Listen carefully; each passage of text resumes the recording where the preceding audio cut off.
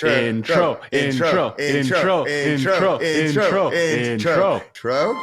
everybody. Welcome to Flywheel, your number one source for everything crypto, DeFi, and all that's in between. If you want to know what's going on in the world on-chain and in graffiti, you've come to the right place. This is DeFi Dave here with capital K, and we're here to help you harness the power of the flywheel. And I say graffiti for a reason, because we have on 0xMaki and Glovin from Heroglyphs. We get on what's in store, what's going on in the graffiti, and then some. Kit, what do you think of this one? Dude, like, I didn't realize what they were building. I thought it was just another NFT thingy-majiggy, but this is like such deep meaning. I feel like a revolutionist, participating in this. Yeah, and there's one word I want people to keep in mind: distribution. People, just think about it. It's all about distribution in the end. And how are these hieroglyphs being distributed, and how these different, use cases, whether it's meme coins or NFTs or whatever they have in store in the future. It's all about distribution. It's all about fair launch. It's all about going back to the ethos about what made crypto great, which is the little guy having a chance of making it big. So we're going to get into this one. But before we do, make sure you go ahead and subscribe, hit that bell button below, leave us a comment, let us know what you think, give us a like. Make sure you follow us on all our socials on Twitter, TikTok, and Telegram at Flywheel DeFi. You can go ahead and subscribe to flywheeldefi.com for all the latest updates. You can follow me on Twitter at DeFi Dave 22. You can follow me at 0xCapital_K. And let's get the flywheel spinning.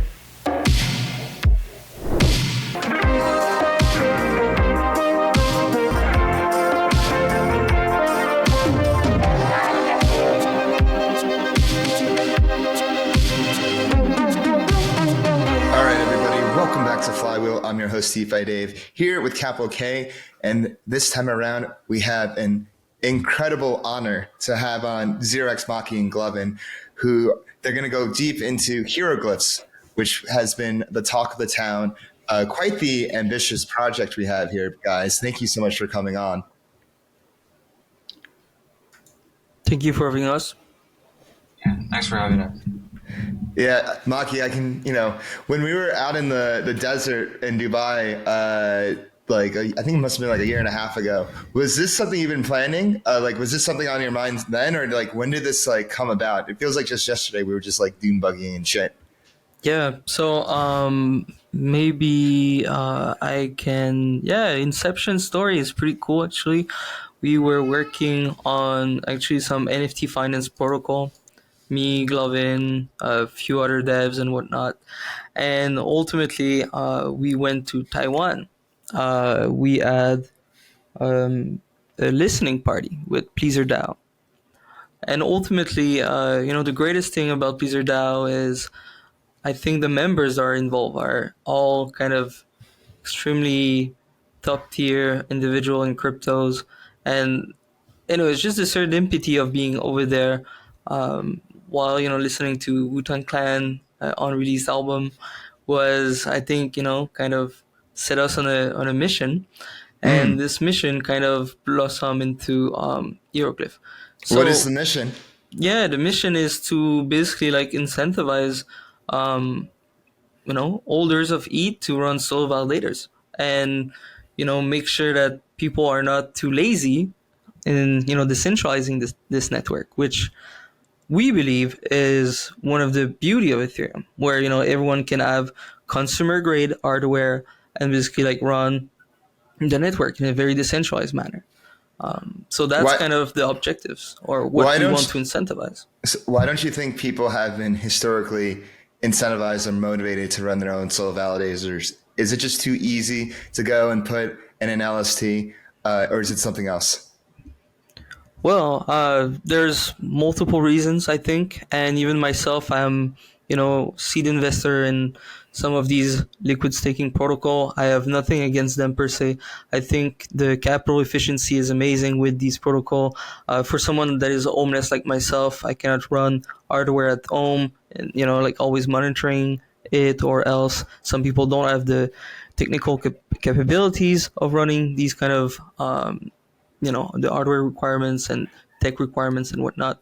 And I do think LSDs have a very great role in our ecosystem.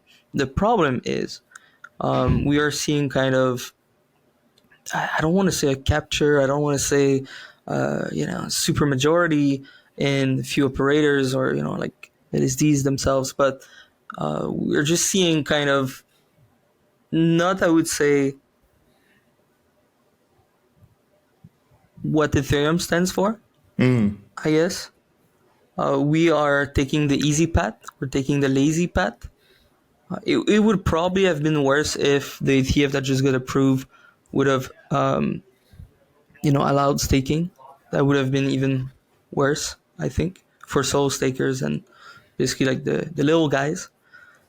So I think that's why. And again, like composability in DeFi, which is enabled via LSD, is also massive. So yeah, tons of reasons. I do like to see kind of innovation in LSD. Like I think what Stakewise is doing, where you can actually run a validator and have a liquid equivalent. I love to see DVT being pushed by Lido, for example. I think mini pools from Rocket Pools have been amazing for like people that have less means. So ultimately, like I'm not saying like LSDs are bad and it's evil and LRTs are so bad and whatnot. No, I think we just need to have a balance. And Hieroglyph is what we're trying to do. We're trying to incentivize it in a way that is beyond 3, 4, 7% when you're staking. And that's and the only way to do so is via like some creative means. So that's why we built Hieroglyph. And, I think it's a very, I guess our tagline should be, it's a 60 IQ protocol with 120 IQ ramifications. Let's maybe dive in. Let's explain what it means. Yeah. Yeah. What does that mean? What is Heroglyphs? What's going on? How does it work? And like, how can people benefit from it? Right. I'm not sure if I should mention Wu was kind of sitting at the table when we had this idea, or this kind of whiteboard jamming session. Glovin, which is in the call with us, was present. He's a co-author of the white paper and basically like helped design all of this. We also had Manny Recon Cruz that was there, which is basically like over at Spot Finance, and Buttonwood, which is like kind of a R&D lab for DeFi primitives. He was also an advisor at Amplefort, if everyone remember, like rebasing tokens, like the OG rebasing. Yeah, the OG rebasing without the Ponzu sauce. And then we had like all these great minds. We had Suzu was there actually. We had Mr. Block from Taiwan. There's a bunch of folks just gathered in this cramped room and just like basically like ideating for 4 hours straight. And what happened is we took a lot of inspiration from what Runes was doing, which was kind of the talk of the town. Just to be very honest, like I don't have a deep kind of, I would say, acknowledgement. A deep understanding of runes? Yeah, just 1 second. Yeah. But yeah, someone just needs to take their stuff, yeah. So anyways, I don't have a deep understanding of runes per se. Seakeeper from Saffron Finance is actually the one that put it on my radar after Denver.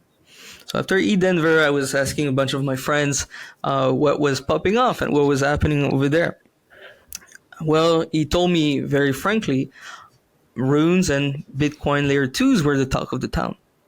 And to me, that was kind of catastrophic, like I was a little bit in shambles. Like, how come the dinosaurs are coming back in an ETH event? What is happening here? And, mainly I think it was driven by, of course, like Bitcoin had all this kind of traction with the ETF and a bunch of other stuff happening. So that's why everything was looking bright. But so I started to dig a little bit. Didn't really understand it, to be honest. Kind of just stayed in the back of my mind all this time, just on the back, back process. And at some point, we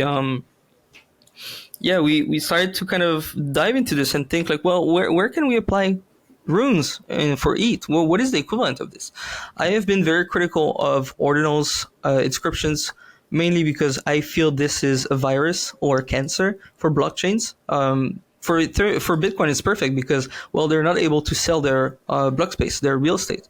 But for Ethereum, where we are, you know, at capacity, and so usually we are, we have not enough blocks and we have too much people trying to do transaction, and that's why we started to have all these layer twos and scaling solutions to help and alleviate this kind of issue. So started to think about this, and I remembered about in ETH2 we have this very kind of peculiar graffiti field that every validator is running. So if you open Etherscan, click on a block right now, you will be able to see the graffiti of the block proposer. What does it do? What is it? It is only 32 char, 32 characters that are whatever the validator wants to say.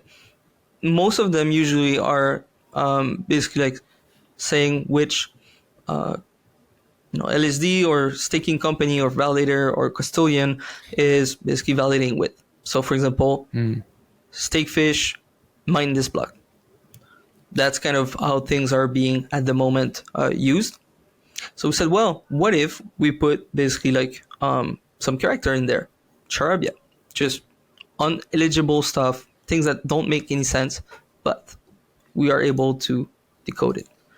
Maybe Glovin, if you want to dive in here and maybe explain in a little bit in detail how do we kind of the transcoder and everything is working, or the way we were ideating this, that would be very cool. Yeah, Glovin, sorry, before you get started, just for my non-technical understanding, is that graffiti line the same when you see a exploit or hack event and then somebody sends a message to the hacker and be like, hey, don't use USDT, you'll get blocked? Is that the same field?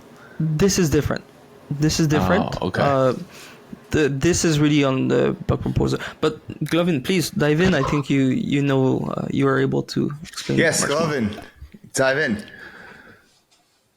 So yeah, basically those graffiti itself does not mean anything. So just like how Satoshis or pieces of those Bitcoins mean nothing without those fetching mechanism or what's on top of like Bitcoin.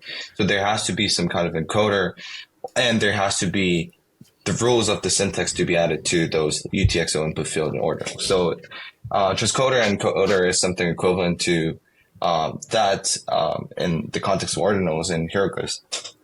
So transcoder is it's what defines like the set of rules in terms of the syntax to be added to the graffiti. So for example, before you leave the ticker of the token you want to mine with those hieroglyphs blocks, you have to add sign before your ticker. For chains, you have to add a hashtag or something like that. So that's what transcoder. That's like the kind of role that transcoder serves, and encoder is what actually listens to every single block, every single attestations to see if the validators who are participating has left some kind of graffiti according to the syntax rule that we have defined in the transcoder. Yeah, that's pretty much how it works. And if you allow me to go further on like distinctions between ordinals and hieroglyphs, since many people are confusing and many people consider us to be the Ethereum equivalent of ordinals. That was actually going to be one of my questions. Like, what are the differences? So yeah, to go deep into that, I guess there are 3 main reasons why we referred ordinals and inscriptions in the white paper. So first, the context of the white paper is highlighting that any storage space on top of this immutable ledger, this innovation is valuable. So while I'm not like a very expert on ordinals, I understand that they initially utilized a space called the input field in UTXO as a BRC20 token only ledger. So in our case, we're utilizing this record space known as graffiti, which was introduced when ETH2 was introduced. So another similarity would be that tokens being launched in hieroglyphs are also designed to be fair as ordinals. I think Maki is going to cover this in greater detail later on. anyway, so moving on to the next one, which is my favorite aspect, is that people were able to contribute to the community and ecosystem as a whole, while enjoying themselves and engaging with the meme without necessarily understanding all the details of how it works. So there was significant discourse within the Bitcoin community to ensure that miners were adequately incentivized to continue their work even after the Bitcoin emission schedule ended. So, and this buzz around this concept actually boosted the number of Bitcoin transactions and improved miner profitability. So I'm not certain if this was the developer's intention within Ordinals, but it seems to be the direction where we're heading. So people don't necessarily have to understand every single details. They just enjoy the meme while they're contributing to the ecosystem, whether they recognize or not. And even if you, so yeah, that's the beauty of like what we're trying to build. Even if you do not fully grasp the details or choose not to engage deeply, or even if you don't want to understand in the first place, you're actually contributing to what makes the ecosystem more decentralized, more what makes the ecosystem better, whether directly or indirectly. And one clear distinction that I want to draw that would be, unlike like other inscription tokens, including Bitcoin's PRC20, which has no utility, which is, in my opinion, not a token that we have used to see. We are extension of ERC20, so it can open up various possibilities that anything could be built on top of ERC20. And the most significant aspect, which is, I think, that's something that we'll have to cover later on, is that it does not exert any pressure on the base layer. Just as Maki mentioned, that those inscriptions actually pose a lot of pressure onto the DA layer and the ecosystem itself. It spams a lot, but for us, it does not exert any pressure on the base layer. And if I can add here, if I can just specify, like, graffitis are ephemeral. They are off-chain. They are something that is not put in the block. It is not on-chain. So no gas. Yeah, No it's gas. just exactly no gas. But I mean, there is just like, we're not bloating the state further, and that's the beauty, because like, we don't need to do all these shenanigans like on Bitcoin.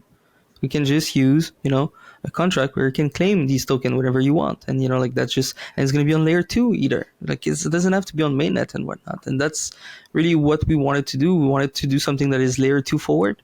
We wanted to kind of showcase what is possible on ETH. And that's why, we're using, messaging protocol to basically like make sure that wherever you are, as long as it's at the moment EVM, you can claim your tokens. In the future, maybe, who knows, this is going to be on SVM, it's going to be on MoveVM, it's going to be on all of them, Cosmos potentially. But at the moment, we're, EVM centric to claim.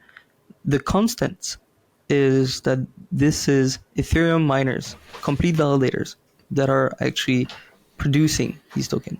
And that's where, like, I want people that are maybe like from back in the days, a little bit more OGs, or else, if you remember the concept of merge mining, that is very important. Yes. So if you have the same hashing algo, yeah, exactly. If you have like the same hash rate, there you go, Doge and Litecoin. What a beautiful combo. We love this. That. We love the Doge. You could also mine, I think it was XMR, so Monero and Pirate Coin, if I remember. There's a bunch of XMR kind of merge mining coins that existed back in the days, and that's kind of what we are recreating with Heroglyph. You will be able to merge mine with your Soul Validator, not 1, not 2, but up to, I think it's 28 or 26 tokens at the same time, if you are optimizing to the absolute, maximum, which is, by using kind of aliases, single char, proxy and whatnot. One thing that is very important. Yeah, go for it. Yeah, no, I love the merge mining comparison, because I remember when I first learned about it, for like people listening that don't know what merge mining is, you're basically mining 2 coins at once. So with Litecoin and Dogecoin, before Dogecoin had its own mining, but in 2015 or 2016 or whenever, when it became apparent that it having its mining on its own wasn't enough. It decided to basically like borrow Litecoin's mining and security to mine Dogecoin, and so you're mining in parallel. And when you said like, oh, hieroglyphs, you're basically mining in parallel between Ethereum and all these different hieroglyph tokens. And soon you said it would be up to 28 tokens. I find that really cool. Did I explain that right? Yes, that's correct. And this brings me to kind of another side of hieroglyph. So to me personally, I think there's two sides to it. Two main theme, I would say. So there's this kind of distribution thing that we're saying about the merge mining and whatnot. And then someone, most of the people will ask me, well, like, why would we buy these tokens? What's the incentives here? What's happening? So there's one thing that we lost with POS, and I think that is very unfortunate. The beauty of POW is that anyone can just spin up some hardware and just come and mine the token, the coin. It's not even a token, it's a coin. They can just basically, like, there's an emission schedule, there's a difficulty. There you go. Like, everyone, it's a race. With POS, it's very different. It's more basically a money game, I would say, where, like, the rich get richer and whatnot. Like, it's a little bit, it's not easy. But with Hieroglyph, anyone can basically like spin a validator. And for now, it's very expensive and the cost is very prohibitive. But we're going to come at this later. We are able to make the accessibility way lower. There's a little kind of, we found a way. But regardless, anyone can just spin up a validator and mine these tokens.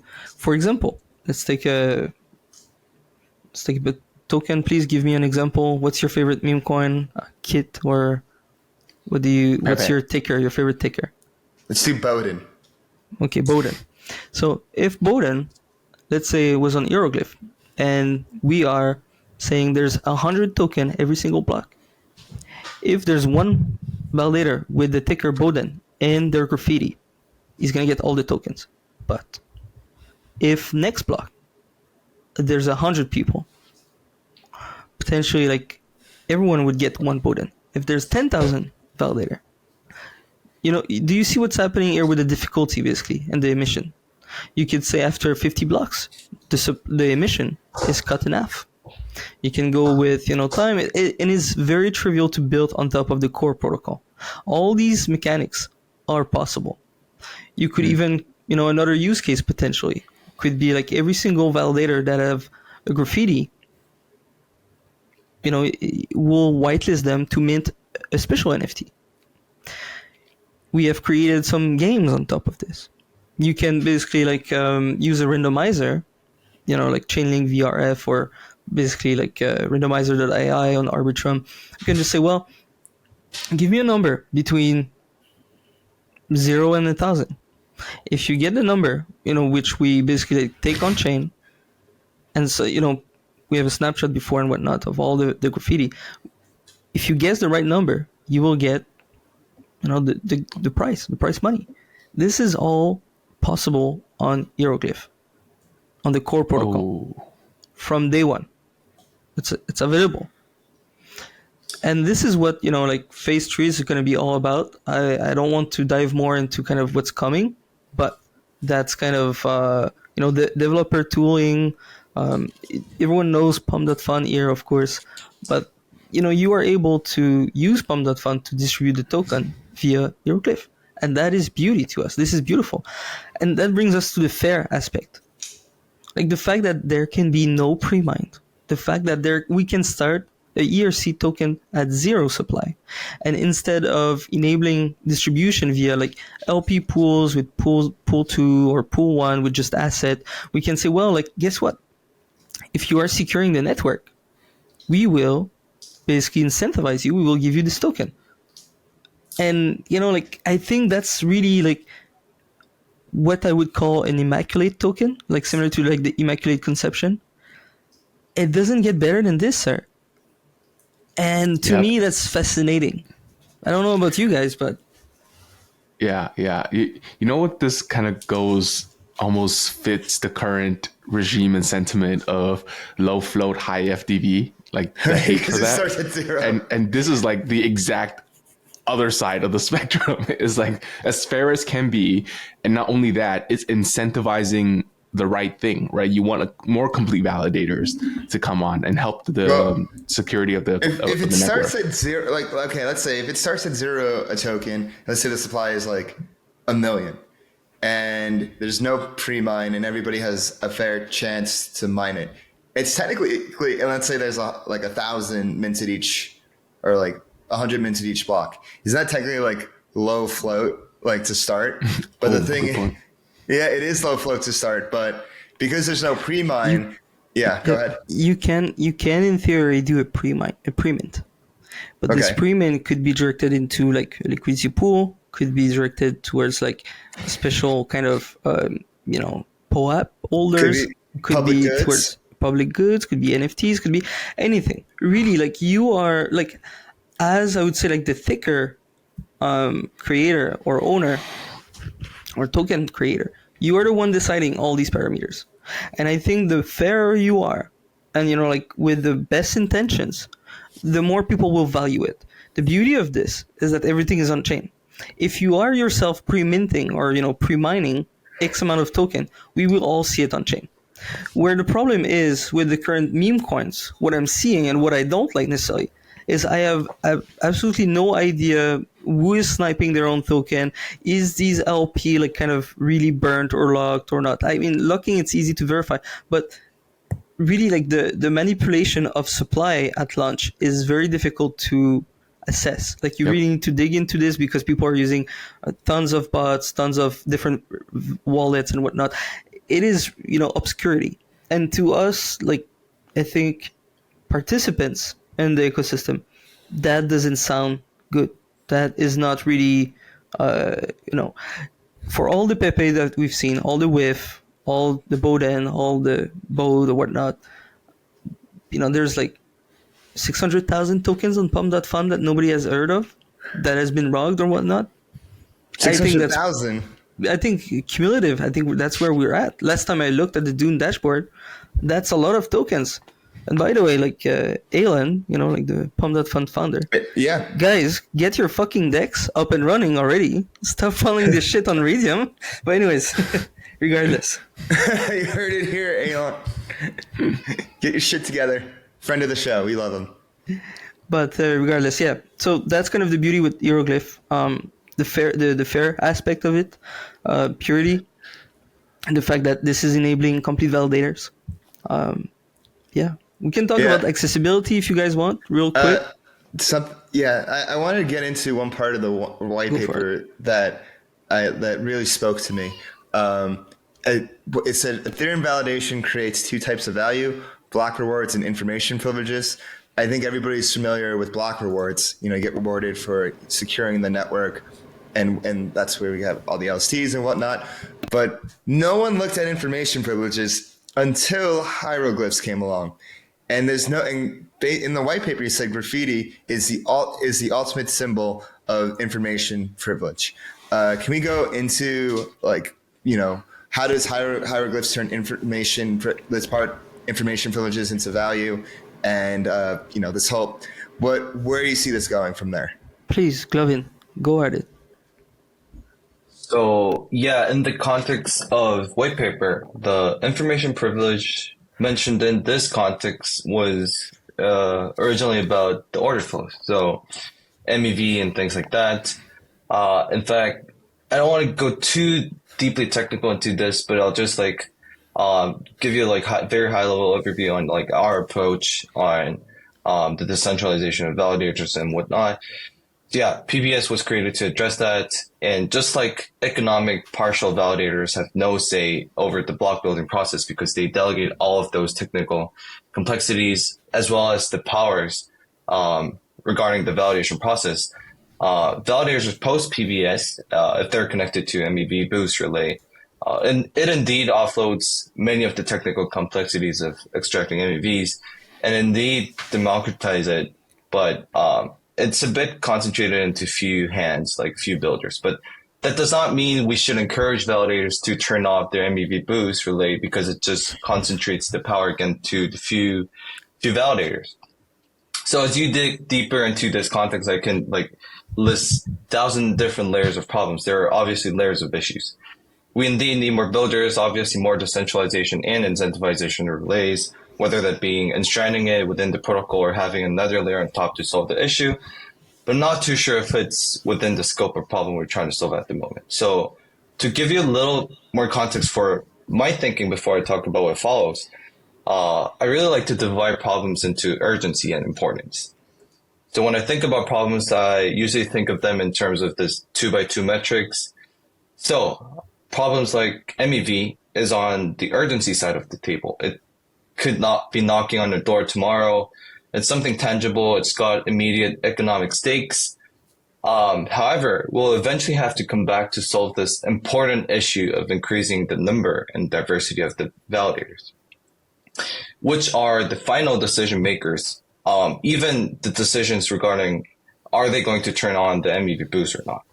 So, and if we even go more extreme, decentralizing the consensus layer of Ethereum and decentralizing the validators who are the ones who decide the actual direction of Ethereum.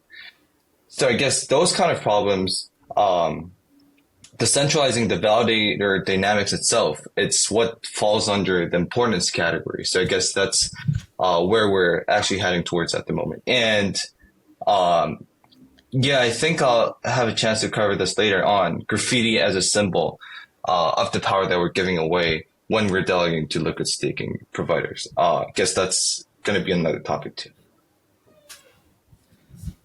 Yeah, got it. Yeah, let's get into hieroglyphs a bit more.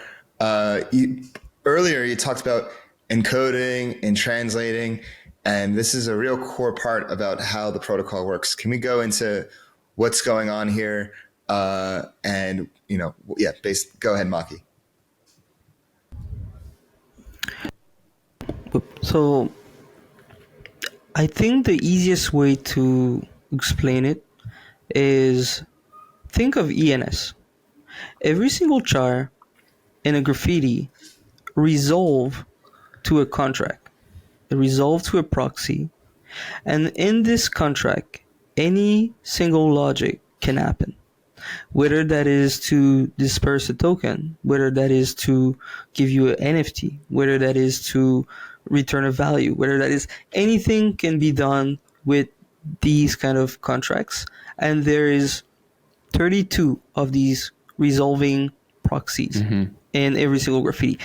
The encoder, translator, and whatnot, like we are using something on the side to basically like read what you got, check what's happening, and then basically like fetching it and whatnot. That's really what's happening in the back, per se.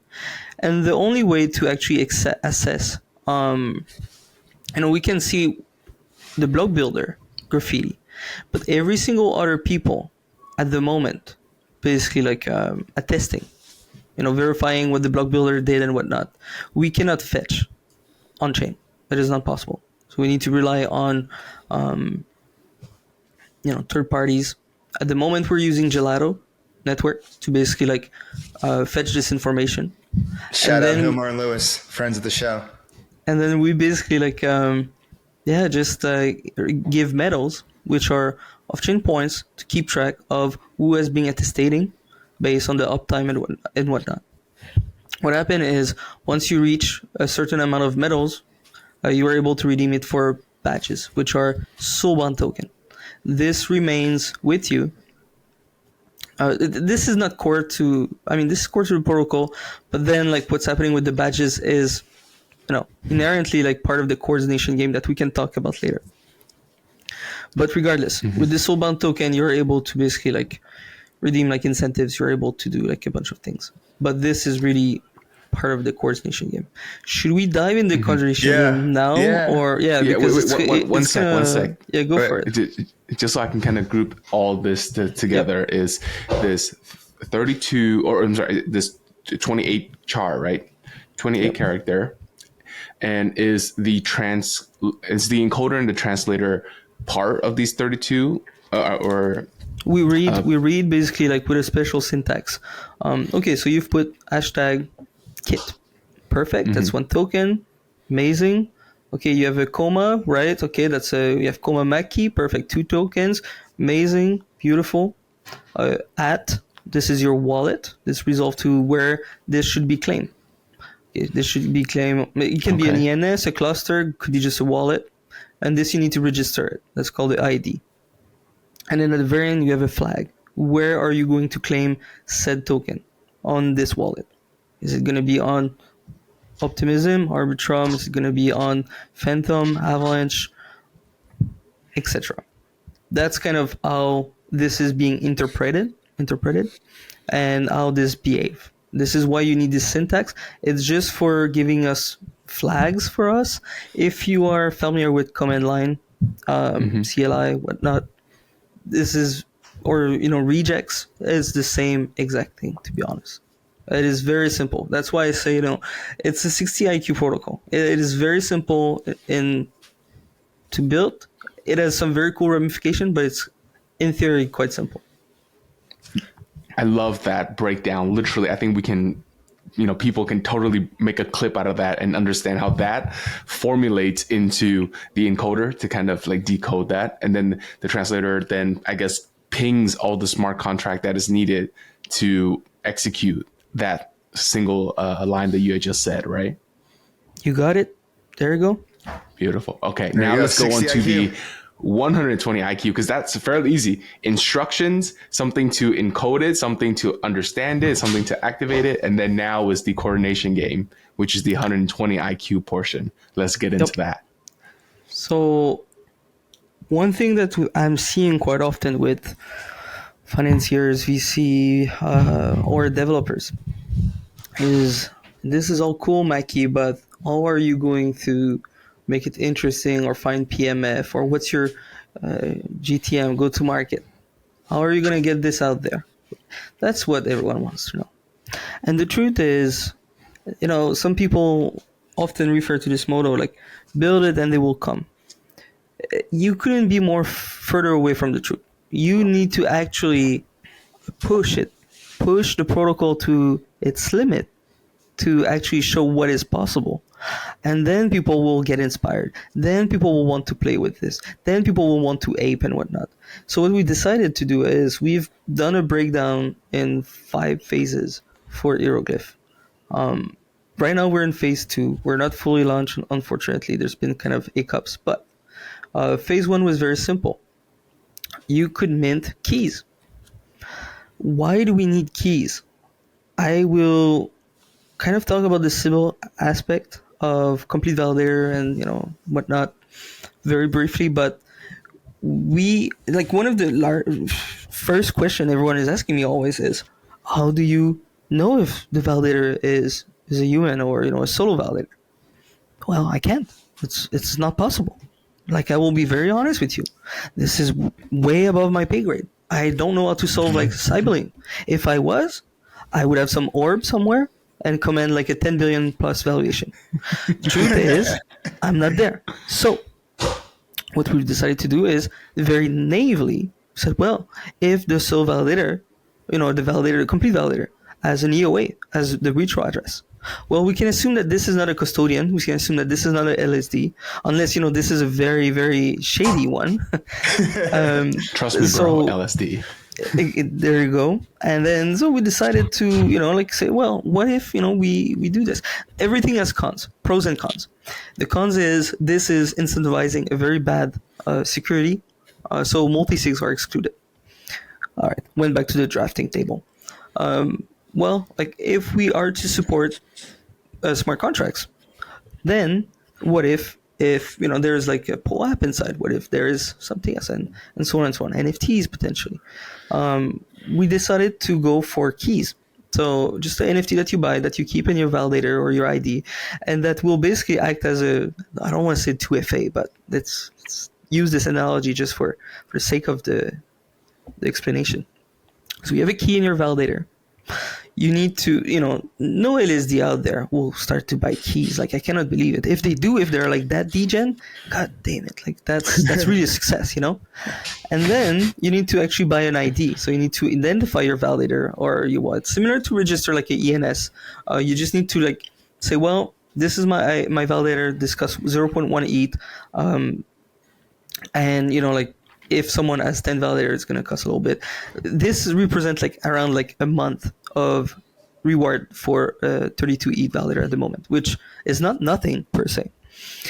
Regardless, we launched with this kind of phase one. We got like over 23,000 minters, which was very successful. We raised like around 6 million, and ultimately we think like great, PMF is achieved. We've got the word is on the street, amazing.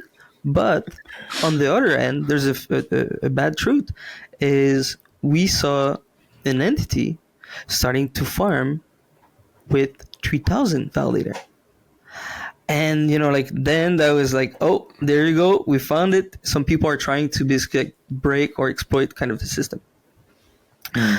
And that's where we started to add like basically like an entry queue. We started to add like way more kind of filtering and whatnot to the system, and that's why we had to kind of push back the launch of V2. V2 is very simple. Every single keys that everyone minted is required to mine these meme coins.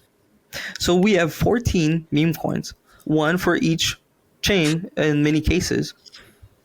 It's going to basically like, I think crypto is very tribalism ecosystem. So everyone has their tribe. Everyone, one prefer Polygon, the other one prefer Avalanche, the other one prefer Mode, someone prefer Fractal, etc. The beauty of here, what we've tried to concoct is just like do a mascot for each of these ecosystem and see what will happen. Are we going to see a rally where everyone in, for example, what's your favorite chain, Dave? I love the Bear Chain voice. The Bear Chain, well, like, okay, so Bear Chain is the exception because they're not launched yet, so they're going to be a pre-launch token. Let's do Fractal. All right, let's do Fractal. So, shout out to Sam Kazemian, probably listening. And by the way, so Fractal launch, perfect. We have a meme coin. Do you remember Bonk on Solana? Yeah. Do you remember Bonk? Mm-hmm. Yep, Beauty. Of course. What happened with Bonk? What happened with Bonk? It basically There's a lot unified. of integrations with it. It's like, yeah, exactly. There you go. It brought the ecosystem back. I felt like it was like everyone just went behind it and was like, we're coming back from this SBF situation. Yeah. And to me, like Bonk is really one of these kind of success story for an ecosystem where, everyone discarded basically like what was happening over there on Solana. Like, oh, it's dead. Like, it was kind of SBF chain. Whatever. I think people didn't understand how resilient their developer community was. And to be honest, like I've been very impressed with the Solana folks. But regardless, so Bonk acted as an electrocute to all these kind of devs to say like, hey, it's time to collaborate. It's time to push this. It's time to build. There you go. It's time to build together. Build so together. So that's kind of what we're trying to achieve here. It's like, oh, everyone was bearish on ETH and whatnot, and we were thinking like, what can we do to basically unite everyone? And that's kind of our solution. Is it going to work? Is it going to be the next Swift or Pepe? I don't think so. Maybe if we're very lucky, who knows? But one of the things that is really great is every single one of these meme coins is different. Different in name, different in supply, different in emission schedule, different in pre-mint, different in the initial liquidity being seeded. So is it going to be like the greatest experiment for like all these devs? They will be able to see all these data points and basically like see what works and what doesn't. Maybe not. I don't know. But it's going to be fun. It's going to be a game. That's the goal of it. It's a coordination game. Yeah. So that's for phase 2. I remember when these NFTs first came out and Heroglyphs first came out, I was actually like away on a bachelor party in Puerto Rico, and I saw this and I was like, I need to like mint this right now. I saw Maki, I saw something new. I just was like, all right, let me left curve this. And I just minted a bunch. And now you're saying it's these NFTs are the keys to a game, an experiment around coordinating different communities. And basically, yeah, go ahead. Yeah, so we disseminated a lot of clues, and like there's many phases coming up and whatnot. And the truth is, we're some of the feedback is a lot of people are pissed that actually you need these keys, you need a validator. And to us, like that was very important that actually like we incentivize folks that have like ETH to run them, and like, all right, like it's time to order the fucking dApp node, you know. That's what we wanted to do. This And sounds like the most Ethereum aligned projects since Eigenlayer. stop it, Dave. You know, I- at first, I thought it was the ETH ETF that pumped Ethereum, but clearly it was Heroglyphs. That, you know, that's I why love ETH the is. barbell here. You have like one side is the ETH ETF, which was just approved today, came out of like absolutely nowhere, and you can't get more institutional than that. And then you have the other side, which is running a solo validator with hieroglyphs and juxtaposition is participating crazy. in this game, like bringing back this fair launch ethos that defined crypto before, whether it was with DeFi Summer and even the beginnings of Bitcoin. And I think that's your goal here. It's just to like, you know, make crypto fun again, like bring back that spirit again is that we like lost. There you go. So, you know, if some people know me, some people don't know me, maybe listening to the podcast, but that's kind of where my uprising kind of came, right? Is when all these fair launch were happening. This is when I kind of had the calling. I was like, well, this is it. This is time. I need to kind of get involved because, well, otherwise, like, it's just going to be, big pile of VC shit. And ultimately, well, like, we saw, like, Yearn coming out of this. We saw Sushi coming out of this. You know, Yam, Pickle Finance, bunch of other, you know, the food tokens. And, you know, like, I Right. think now... I think NFTs did great things too, and the culture, we're going to have some stuff for them too. But just one little things I want to mention is complete validator is really our goal, initial goal, but we're not forgetting about mini pools on Rocket Pools. We're not forgetting about folks who wants to use like DVTs, and ultimately, like, I think people are going to wake up to potentially like finally get their validators running with Gnosis chain. Why? Because it takes, you know, I think it's sub $1,000 right now to get their validator running on Gnosis chain, and this is probably going to be one of the avenue. Is it going to have all the incentives identical to complete validator? I don't think so. We're going to try to make everyone happy and make sure you guys didn't get rug if you minted 30 plus keys. So we'll see what happens there. But ultimately, that's the goal here, to make sure everyone is kind of wake up, you know, stop being lazy and just run this hardware infrastructure that is so beautiful and makes this blockchain happen or reality. Are you running hardware right now? Myself? Yeah. No, unfortunately, I can't. I can't at the moment. I want you guys to do it for me. Yeah. No, see, Maki created the coordination game, so instead of him running one machine, he's going to incentivize 23,000 keys to run 23,000 machines. Tens of thousands of machines. Big brain. I cannot pre-mint it. I cannot pre-mine it. See, it's purity. You know, now, I guess what's so great about this is you're effectively almost weaponizing meme coins for good.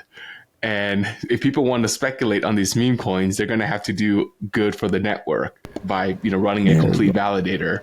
And then for folks that cannot run a validator, whether it be, you know, technical or economic reasons, they can, you know, have mini pools. I think Stakehouse was something that you had also mentioned.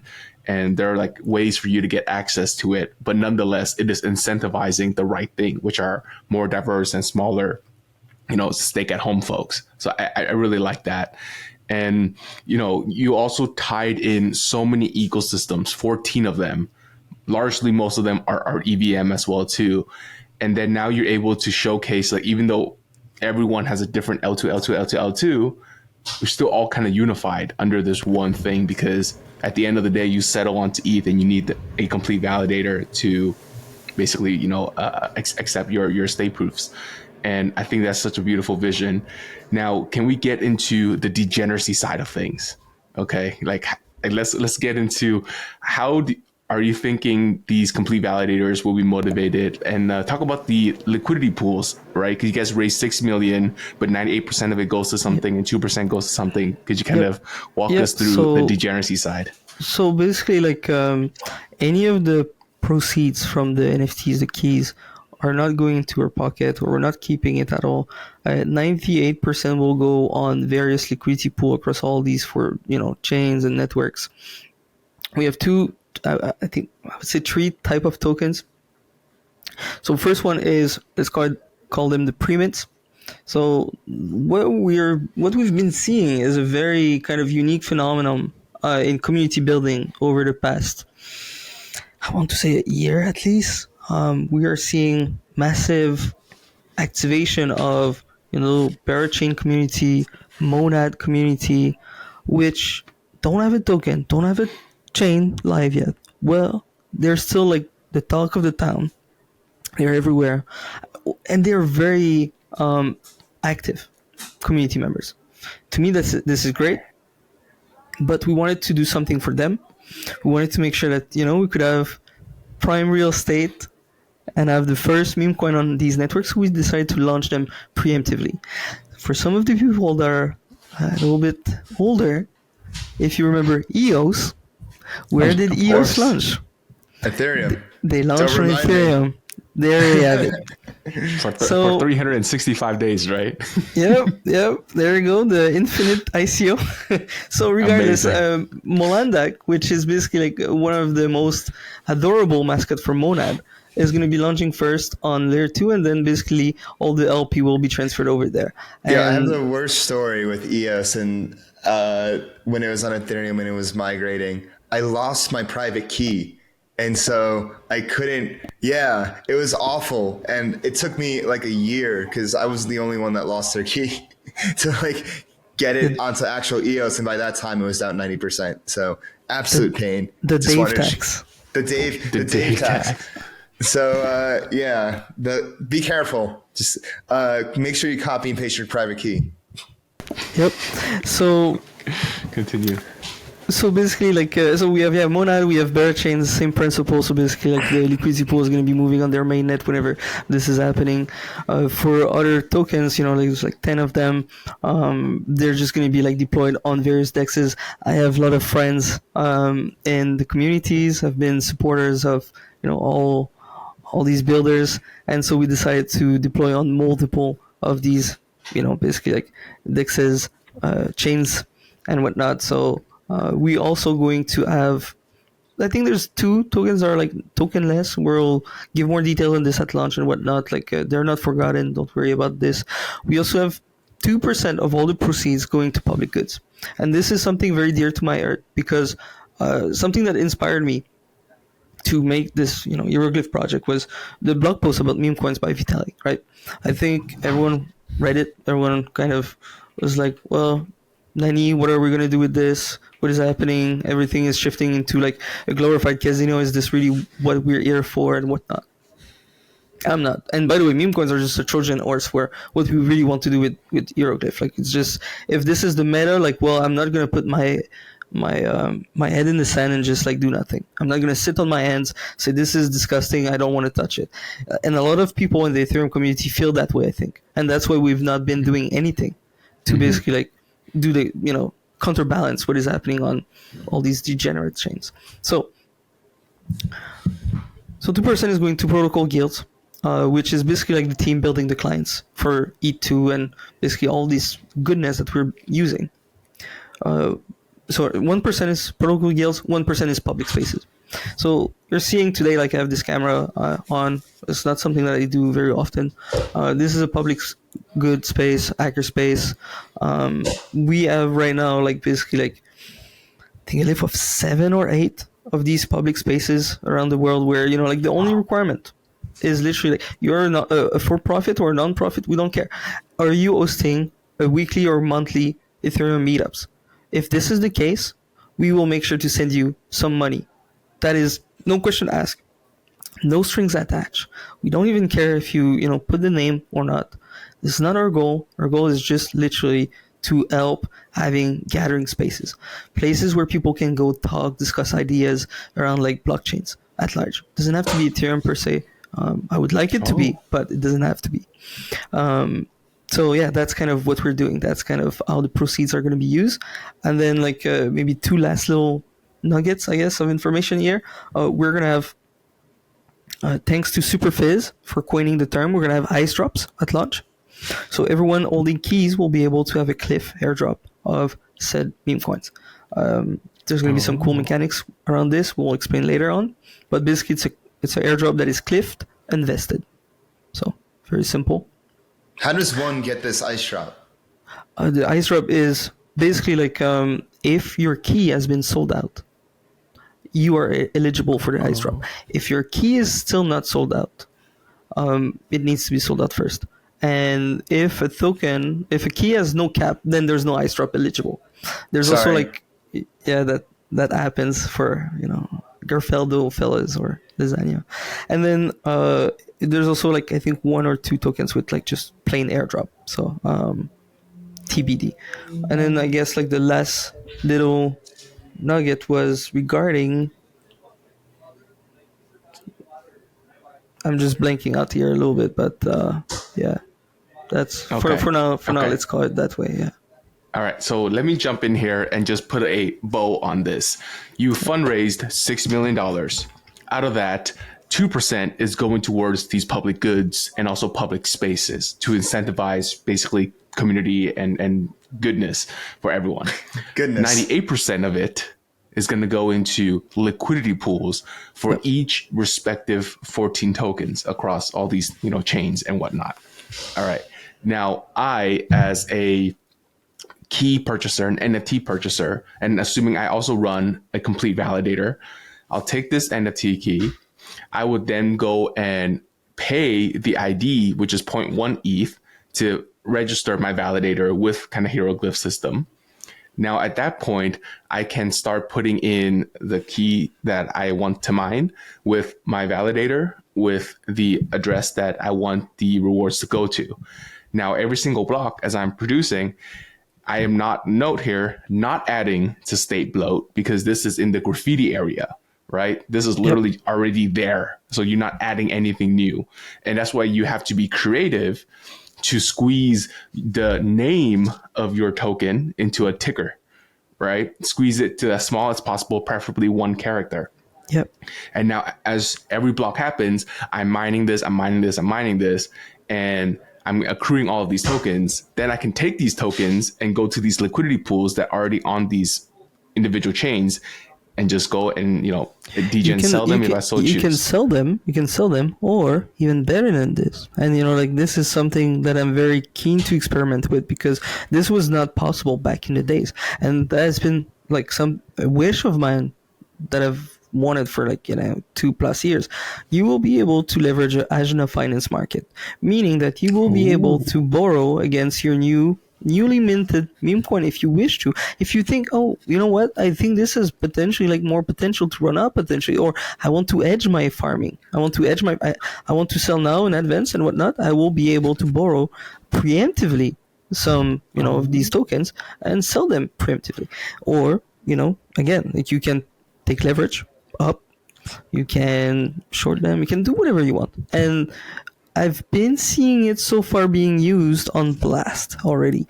Have you guys been hearing about the Yes token or baseline protocol? Yeah, we had them on. Yes. Yeah. Beautiful. So Agena Finance was basically used with Yes protocol, and I think that was really cool to see kind of this experimentation. So we're going to see it with Heroglyph again at launch too, and so this way, Validator, we assume, and that's going to be a very big gamble here, to be honest, are we going to see complete validator, sole validator farm and dump, similar to some of these kind of pool one kind of process back in the days, or are we going to see them potentially auto and maybe bet on this on culture? I think it's going to be very fun. And what is great is for some of these just, I guess, meme coin hunters or speculators, some of the tokens are actually way less skewed towards validators. So they will have, quote unquote, less to dump. So you will have to really investigate or scrutinize all the stats or, characteristic of all these tokens and take the wisest decision yourself. So I have a question. Yep. So the tokens and tickers and all that, they live in the graffiti. No, so you will be able to claim them from a contract. So basically, Okay. like the distribution method is via graffiti, but the way it works is there's a contract where you can claim them from, and that's Oh, when they're okay. kind of materialized on chain. So this way, Yeah. instead of minting them every single block, like for example, So like yeah, the graffiti is a tool for distribution. exactly. Okay. So distribute, and then it's Yeah. the Then distributed you on claim them chain, and you claim them Yeah. on on chain. chain with There the you go. Yeah. contract. Because okay. compared to Bitcoin, we already have beautiful token standard called ERC20s, and they are not necessarily perfect, but they can solve a They're lot pretty of damn our good. issues. Yeah, they're pretty damn good. Yeah. They're pretty Yeah. damn good. Yeah. So instead Gavin of having was, to mint, yeah, Gavin was cooking. Yeah, it's Instead of having to mint every single block, these graffitis that you include is almost like a block, a validator raising their hand and being like, "Hey, make sure My turn. you count me in, okay? Hey, another one, another block." So they keep on raising There their you go. hands, and then over time, until they accumulate enough badges. Or, I'm sorry, medals. Yep. Then which would then translate to badges, which would then translate to tokens. Right? exactly. There you go. Gotcha. Okay. And that obviously reduces bloat because you're not doing it on every single block and you're just smashing it. Yep. And again, like we're doing tokens for now, but just keep in mind, like, and this is for the devs listening. I don't know how many devs are here. I assume it's more degens with DeFi Dave and Kiet, but it's a some devs. playground. It's a playground. You guys can build anything that you want, and there's already people digging. We have like a Telegram group with over 60 devs, top tier devs, already cooking some stuff. You want What are they Launchpad, cooking? you want Launchpad, you want launchers. What are they cooking? You want cookie cutter like templates. You want NFTs. You want anything. Like literally, like people are already cooking some new stuff, and I think it's going to be very exciting. And I think like this is literally just Genesis, right? It's just the phase 2. It's just like the first things we're going to see. Very stupid, very dumb. Like they're a little bit funny. The memes are funny a little bit, but that's it. So yeah, I don't think we have too much degen stuff, to be honest. Like these token like liquidity pools are going to be locked and burned or whatnot, and that's it. That's all we have going on for now. So I don't I think love that. yeah. I it's don't gonna want to be, expend too much on phase 3 now and phase 4, phase Got 5, it. but yeah, Yeah. like just stay Yeah. tuned. I think we should do a part 2 for this podcast and maybe come back whenever We'll phase 3 do or one 4 is for ready. 3 and 4 and beyond. Let's go. Something in my research was the first 14 Genesis tokens don't have a tax to them, but all tokens generated after do have a harbinger tax Yep. of sorts. Is that correct? Can we go into that more? Yeah, let's kind of dive into this real quick. So basically, like the protocol is enabling kind of revenues or profitability and kind of dynamics via this harbinger tax, which is not used that much in crypto in general. Where this come from, for me personally, like it was implemented in the first website was Simon de la Rouvière, which from South Africa did like this NFT, which is this artwork is not for is always for sale. Basically, like it just you can steal the ownership of the artwork by paying like some ETH, and basically like you keep it, and there's a tax in perpetuity for holding it. So you pay, I think for the artwork it's 5% per year. It's been running since 2019, I believe. And can you guess how much the creator has made from this artwork at the moment? $69,000. 69,000. What about you, Kit? I want to say $690,000. 690. So far he made around, I think it's 30 or 32 ETH. Since 2019, so God is himself like is so validator via just like this NFT experiment, and I think it's pretty sweet. And maybe potentially, I don't want to jinx it, but maybe potentially that is also like the way to solve the royalty problem for NFTs. Anyways, so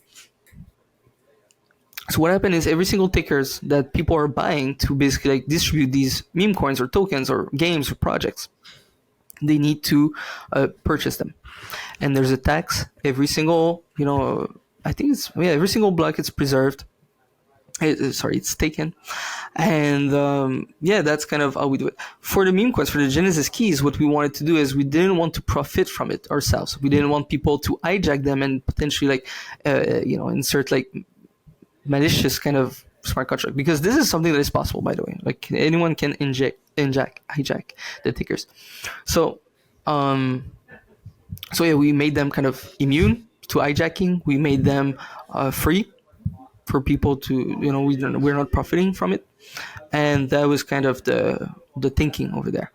If you had like a normal tickers, you would be paying a tax. You could get hijacked. What happened when you get hijacked, just like very quickly, you're not losing the ERC20 tokens like the contract deployer and whatnot. No, it stays there. It keeps accumulating, but then you need to buy another ticker. Why would someone hijack your ticker? Well, the less characters there is in your ticker, the more people can stake them, the more profitable validators can be if they can nest multiple tickers. So single chart tickers have been already actually being purchased at the moment. What people are doing is they are resolving them to the current kind of longer Genesis ticker. So you see, like the apes are quite smart actually, and they are, leveraging exactly the techniques that we were hoping they would do and basically leverage. So that's what's kind of is happening on this side. We also have the IDs that is basically like going into protocol revenues in ETH, and that is, I would say, how the protocol is self-sufficient or at least earning, and that is some of that money pays for the Gelato network kind of fees and whatnot. So yeah, there you go. So let me just summarize that. Effectively, the protocols generate revenue via two ways. One is the validator ID that costs 0.1 ETH to purchase. Yep. And second is the harbinger tax that accrues almost a per block basis for the tickers. Yep. Okay. And the way, just to explain the hijacking a bit more, is right now there is the ticker Smokey for the Barachain token, right? Someone could literally buy another ticker with just the letter S. And that letter S can direct to, as a proxy, to the Smokey ERC20 token.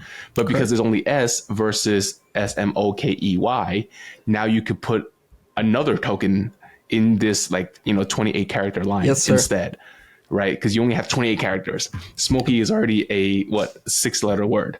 So that takes away, 5 other coins that you could be merge mining. So that's why single character tickers are worth it. More, right? Yeah, exactly. And this is the same for ID. You can have an ID that is a single char. You can have an ID that is multiple char, but then you will be losing kind of real estate. And you need to optimize this char real estate that you have out there. Is there a harbinger tax for? Yeah, every character counts. Is there a harbinger tax for the ID itself too? So 0.1 ETH. No. So the thing with IDs is we wanted the ID. So okay, that's a little rant on my end, but I know a lot of people are frustrated by the way kind of ENS. You can lose it, right? If you're not basically like paying attention, and then basically like you forgot to repay it and whatnot, and someone hijack it, and then now they're keeping it for forever, or squatting on it or whatever, and it's pretty unfortunate. And ultimately, I think ENS is quite nicely kind of done and whatnot. But for IDs, what we decided to do is, you want an ID, you resolve it to one wallet or one ENS, and this is it in perpetuity. It's a one-time fee. That's it. That's all.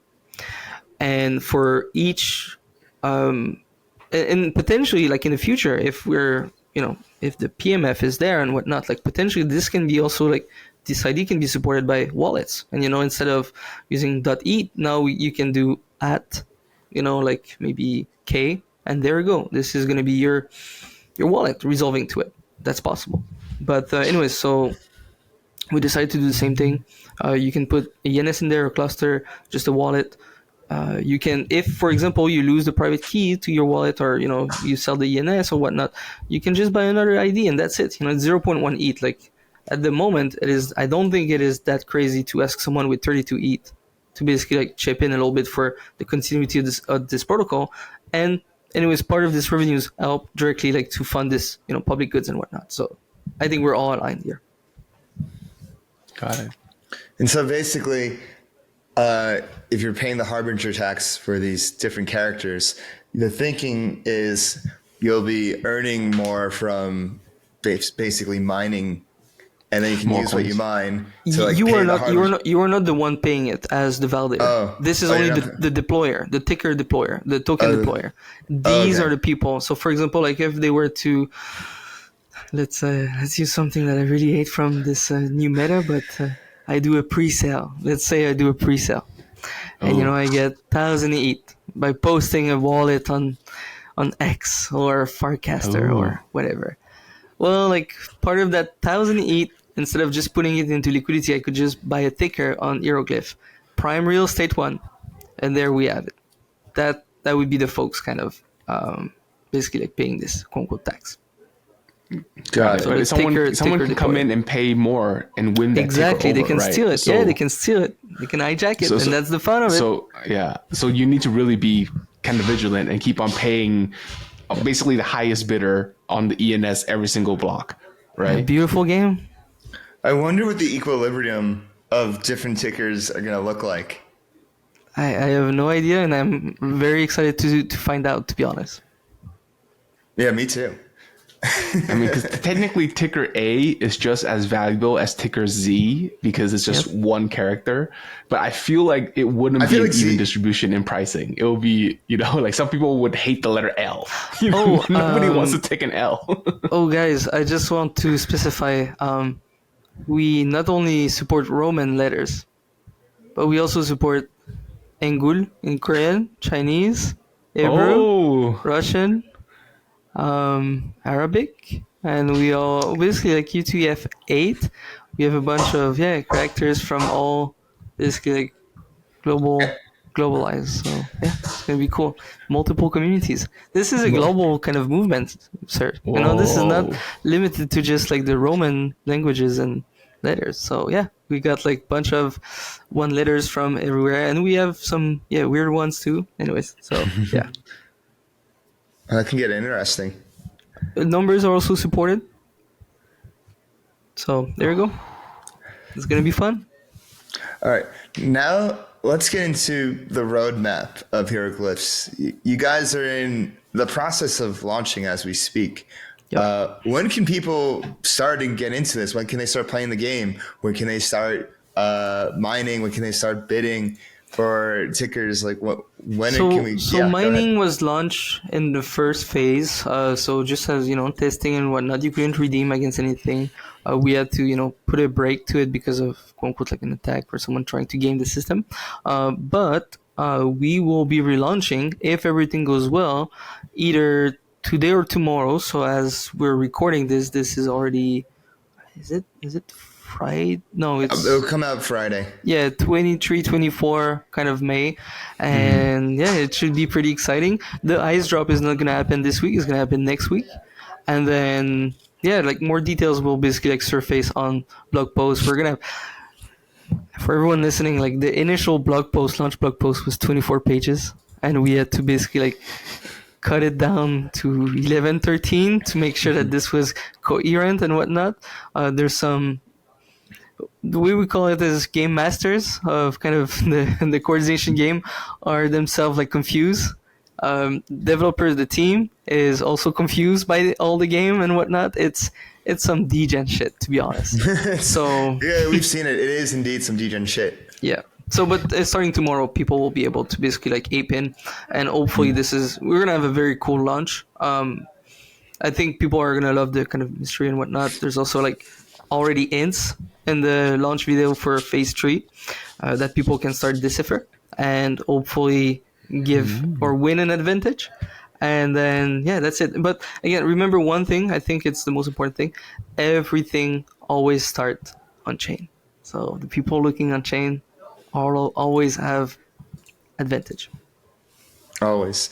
I have one final question. Go for it. My favorite line from the white paper is the absurdity of our times mirrors the gravity of our challenges. What are the challenges we face? What happens if we face them successfully? But what happens if we don't face them? So, yeah, as I've mentioned previously, the problem that we're trying to solve might not cause us a huge problem today or tomorrow. In fact, centralizing everything makes everything easier, opens up different possibilities that makes everything efficient. But just like the fire alarm that only goes off when there's a fire, we'll only start to notice when there's a problem, when the problem actually becomes problematic. And I think what we're building is the defense against those centralizing forces in advance. So liquid staking actually offers a lot of convenience and it has economic incentives. And with like restaking and other DeFi lending protocols or DeFi protocols that are integrating liquid stake tokens, I guess those are the biggest opportunity costs and hurdles for us as we see. So there is a huge economic incentive. There's a huge economic incentive to centralize everything. And there is a huge economic incentive to achieve economies of scale of centralization. And what we need is to actually incentivize them to overcome these things so that contributing to the decentralization of Ethereum does not only feel good, but actually pays off. So yeah, I guess you could say that our mission is to give users as much incentive as possible to solve problems together without opportunity costs and to get people involved and without much hurdles. So there are usually two ways of solving the problem, two ways of like getting people engaged. One is lowering the entry barrier. One is incentivizing. So on the lowering the entry barrier side, we're collaborating with, like as 0xMaki mentioned, different protocols or different services that actually help solo validators or actually help those ETH holders to step up as a solo validator. So maybe that part would be the way we lower the entry barrier, and while we mainly focus on the incentives part of solving the problem. Got it. Thanks for that. I think that wraps up all the questions for the main part of the show. Kit, let's do the lightning round, but we'll do one question each. So you do one question and I do one question. Okay, cool. So I would love to know what was Maki's first virgin crypto experience. When did you first touch the blockchain, but sex doesn't count? So buying on Shapeshift ZRX Oh, and then transferring it to my on-chain wallet, my wallet per se, which was was it? Yeah, I think it was it's MetaMask or Mist. I don't remember. One of the two. But it was definitely not the MetaMask that we have right now. It was way more clunky. So that was my first, virgin kind of crypto experience. And retrying from a sex too. But it's like purchasing on a sex shapeshift. and then moving out. There you go. So that's what's cool now. Gotcha. And then Glovin, how about you? What was your first virgin crypto experience? Buying Doge. Wait, on the sex, or how did you buy Doge on Doge? On a sex. But yeah, like all those. That doesn't count. It can't be a sex. Sex doesn't count. It has Sex to touch doesn't the count. All those blockchain. like intermediate process. Like at first, like the process of buying the Doge was an on-chain experience. Like swapping my ETH to other assets to find where Doge was. Because I thought it was on Uniswap and Ethereum. Oh. So like the process of buying the Doge Okay. Fair. was my first on-chain experience, which I That's so funny. had to go back to sex eventually. But yeah, that was actually. Oh, so you mistakenly thought it was on Ethereum, not realizing it wasn't in Oh, ERC20. you touched the ETH chain By so you can accident. go into a sex, so then you can buy the Doge. Okay, I like that. That was a good first time. All right, that's it on my end, Dave. Yeah. My last question is, who would you recommend as a guest? Who do you want to see on the show? 0xMaki, go first. That's a good question. I don't know all the previous guests on Flywheel, to be honest with Just you. name any. Just name. All right. I would like to hear from Mr. Brink. So the guy that does Amoeba, I think Amoeba, the intent protocol on Cosmos. I would love to hear more about this fella, Adrian Brink. Yeah, there you go. That's the person I would like to hear more about. Got it. Noted. Noted. Glovin, what about you? I can't really think of any particular name at the moment. Maybe it would be great if we could see each other again on the next episode covering like the phase 3, 4, 5. I guess Yeah. Can I ensure this one Yeah. and another Yeah. one? Then for me, I'll take his. I would like right. for you guys to invite Manny Rickon Cruz here, which is the co-author of Hieroglyph. He is an historian, and he is probably one of the more knowledgeable fella in protocol design I've ever met with Glovin that is here with me. So that would be a pretty nice spot, I think. I'm a historian, history nerd at heart, so I think I'd enjoy that one. Okay. Guys, where can people find you on social media? 0xMaki on X, Farcaster, and Lens. Glovin underscore on X. I'll probably create one in Farcaster pretty soon, and hero underscore glyphs on X. All right, guys. Thank you so much. Hope to see you again soon. All right, thanks for having us. Greetings, everybody. Welcome to the postgame. I'm your host, DeFi Dave, here with Capital K, finishing off an episode with 0xMaki and Glovin, covering everything you need to know about Heroglyphs. There's a lot going on, but we broke it all down, and I think I got the gist of it now. It's basically using now it makes more sense that graffiti is basically like a better, more fair way to do distribution of tokens. Mm-hmm. So instead of just there being like a smart contract and there's like a pre-mine and this and that, it's like, nah, you gotta do the work. This is why in the white paper there's this like hybrid proof of work. You gotta like, get that the NFT ID, gotta like put on the complete validator, set everything up, do the work, and then you'll get minted the tokens. So I see what they're trying to do here. Yeah.